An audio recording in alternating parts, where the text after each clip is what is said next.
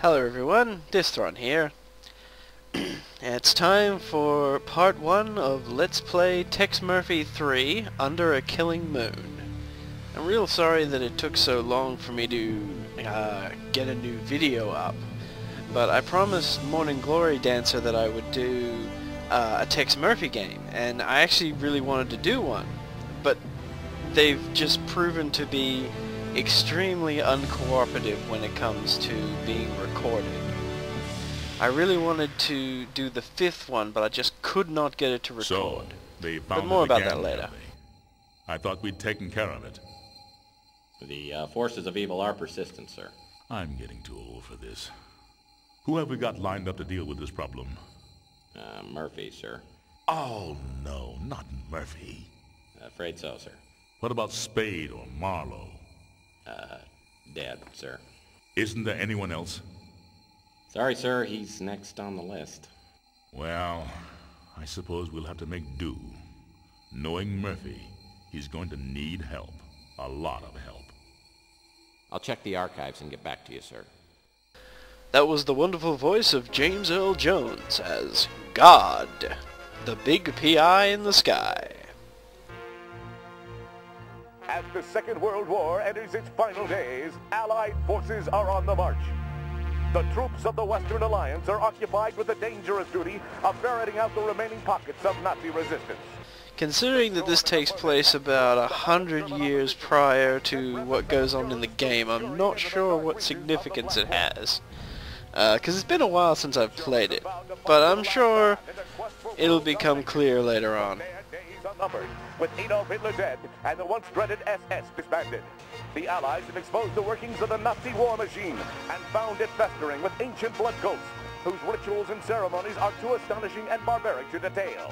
Allied forces will not rest until the last cult member has been revealed and captured.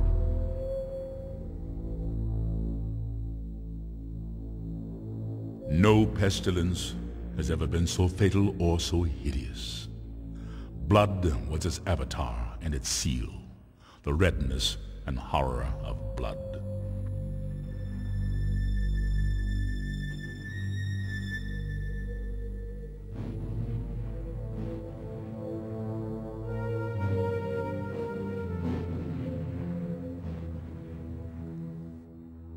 Fans of My Chemical Romance were left dazed and confused when ordered to clean up their mess after the concert.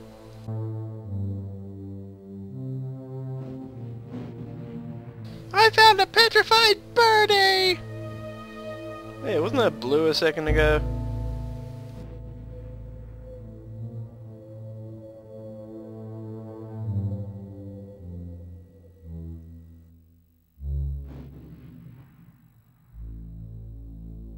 So back to what I was saying before. I really wanted to do a playthrough of Overseer, which is the 5th game in the series, but it's basically just a remake of the original game, Mean Streets. So it starts at the beginning, but I'd also never played it before, so I was really looking forward to playing through it. But I had all these problems first getting it to run and then getting it to record. So it took me forever just to get it working. Because it's one of those games that was designed to run on Windows 95 and it does not like running on anything else. And when I did finally get it working, it would record the 3D interactive parts of the game, but it wouldn't record any of the movies. New San Francisco sparkles like a chunk of cubic zirconium, an island of hollow beauty surrounded by a red sea of radiation. 5 million souls drowning in gamma rays. Some lucky people have a natural immunity to genetic mutation caused by the radiation. I'm one of them. Most of them live in the new city, but I don't. I live among the unlucky souls, the mutants and the destitute, and the wreckage of old San Francisco. My name's Tex Murphy. I'm a private detective. Or at least I used to be. Since my marriage hit the rocks, I haven't done much of anything. I went out tonight for the first time in a week, but all I ended up doing was spending the last of my money on a bottle of cheap bourbon.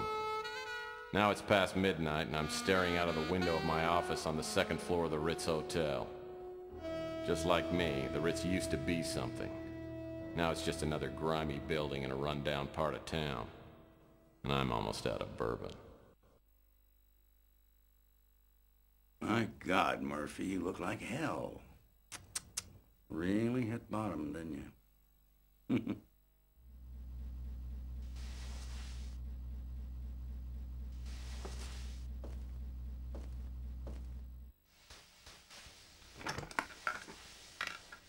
Oh, I usually don't look this bad. I forgot to take my Geritol this morning. So, you want a drink? I saved my first one to have with you. No, thanks. I've been dry for 8 years now. Yeah, one morning I just looked in the mirror and decided I needed to make a few lifestyle changes. Quit smoking, quit drinking. Now I'm getting out of the business. Yep, I'm going to move to the tropics and retire in a nice secluded island with a tribe of beautiful young women. You're getting out of the business. I guess that means the end of the world must be around the corner because you are the detective. I can't imagine you doing anything else, especially not running around an island with a bunch of nubile women in a loincloth. Oh, I can imagine it. I've been thinking about it for years now. Yeah. You know how it is. Lonely. Underappreciated. Dangerous. I haven't had a decent night's sleep in 38 years. I tell you, I'm working on a case right now, and that's going to be my last one. Oh. Enough about me. How about you, Tex? How's life treating you? Bad as it looks? Well, it depends. What day is it anyway today? Saturday? Well, Saturdays aren't too bad. It's normally Thursday by the time I get really suicidal. So what is it you wanted? Just come by to sprinkle a little salt into the open wounds of my pathetic life? No, Tex, you got me all wrong. Nah, just because you turned me in and got me suspended and humiliated me in front of my peers. You sold me out. But that's all in the past. See, I quit hating you for that weeks ago.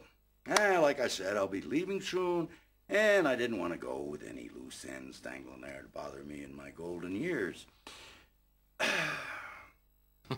Hey, don't worry about me. When you tossed me out of the agency, it was the best thing that ever happened. Digging through dumpsters and sleeping in abandoned speeders.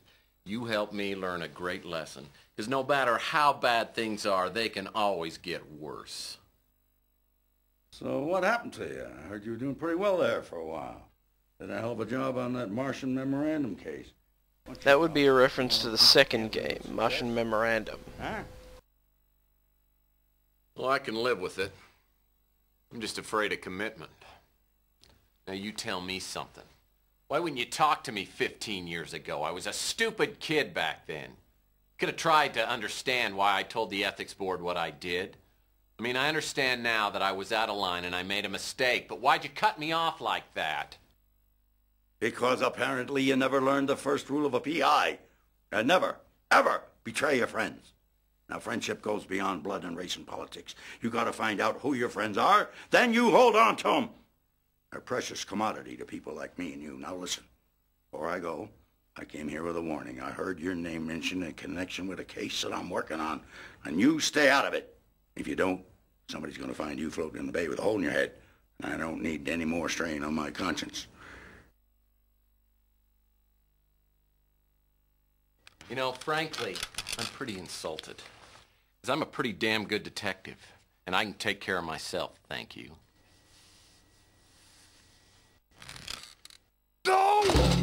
Our hero, ladies and gentlemen.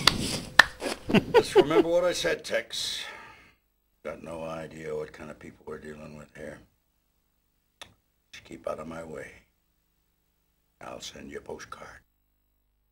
I think we'll have to leave it there for this episode, because directly after starting the game there's like a 3-minute cutscene, and I don't think we have the time. So I hope you enjoyed the video. Please join us for part 2 of Let's Play Tex Murphy Under a Killing Moon.